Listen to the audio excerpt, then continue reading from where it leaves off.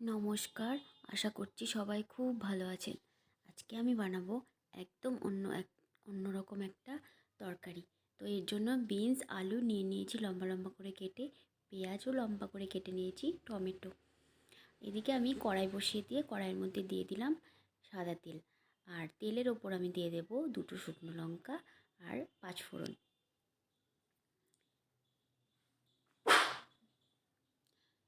ফোড়নটা একটু ভাজা হয়ে গেলে দিয়ে দেবো কেটে ধুয়ে রাখা বিনস আর আলু। বিনস আর আলুটা দেওয়ার পর একটু নাড়াচাড়া করে নেব। রান্নার ভিডিওটা স্কিপ না করে পুরোটা দেখতে থাকুন, আশা করছি আপনাদের ভালো লাগবে। এদিকে হচ্ছে আমি নাড়াচাড়া করে নিয়েছি, ঢাকনা দিয়ে ঢেকে কিছুক্ষণ রান্না করে নেব।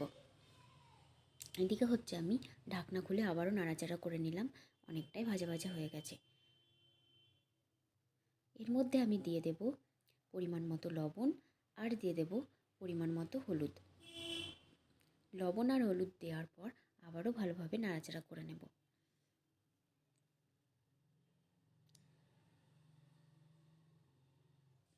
তো এদিকে ভালোভাবে নাড়াচাড়া করে নিলাম। তো এবার হচ্ছে ওর মধ্যে আমি দিয়ে দেব যে পেঁয়াজটা আমি কেটে রেখেছিলাম, সেই পেঁয়াজটা দিয়ে দেবো এর মধ্যে। পেঁয়াজটাও আমি লম্বা লম্বা করে কেটে নিয়েছি। পেঁয়াজটা দেওয়ার পর আবারও ভালোভাবে নাড়াচাড়া করে একটু ভাজা ভাজা করে নেব। আর ঢাকনা দিয়ে রেখে দেব যাতে সবজিগুলো সেদ্ধ হয়ে যায়।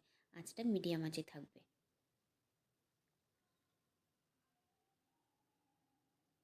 কিছুক্ষণ ঢাকনা দিয়ে রান্না করে নিয়েছি। তো এদিকে ঢাকনা খুলে আবারও নাড়াচাড়া করে নিচ্ছি। সবজিগুলো প্রায় সেদ্ধ হয়ে এসেছে, পেঁয়াজটাও ভাজা ভাজা হয়ে গেছে। এর মধ্যে আমি দিয়ে দেব যে টমেটো আমি কেটে রেখেছিলাম লম্বা লম্বা করে। তো টমেটোগুলো দিয়ে দিলাম। টমেটোগুলো দিয়ে দেওয়ার পর আবারও ভালোভাবে নাড়াচাড়া করে নিতে হবে।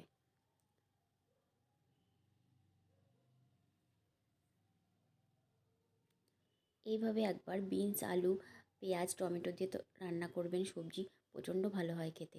আর এদিকে আমি দিয়ে দেব সামান্য ধনে গুঁড়ো, জিরের গুঁড়ো আর একদম সামান্য লঙ্কার গুঁড়ো দিয়ে দিলাম, গুলিয়ে রেখেছিলাম সেটা দিয়ে দিলাম। তো এবার হচ্ছে ভালো মতো কষিয়ে নেব।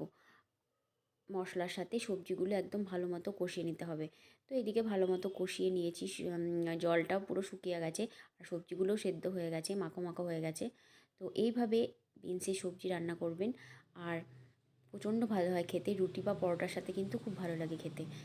ভিডিওটা ভালো লাগলে প্লিজ একটা লাইক শেয়ার অ্যান্ড কমেন্ট করার অনুরোধ রইল। আর বাড়িতে অবশ্যই একবার বানিয়ে দেখবেন এই রান্নাটা। সবশেষে আমি সামান্য চিনি দিয়ে দিলাম। চিনিটা দেওয়ার পর ভালোভাবে আবারও নাড়াচাড়া করে নেব। আর দিয়ে দেব 1 মুঠো ধনেপাতা কুচি। ধনেপাতা কুচিটা আপনারা দিতেও পারেন, না দিতে পারেন, দিলে ভালো হয় খেতে। তো এদিকে ধনেপাতাটা দেওয়ার পর আবারও ভালোভাবে নাড়াচাড়া করে নামিয়ে নেব। রেডি আমার বিনস আলু টমেটো পেঁয়াজের তরকারি। একদম গরম গরম পরিবেশন করুন ভাত বা রুটি বা পরোটার সাথে।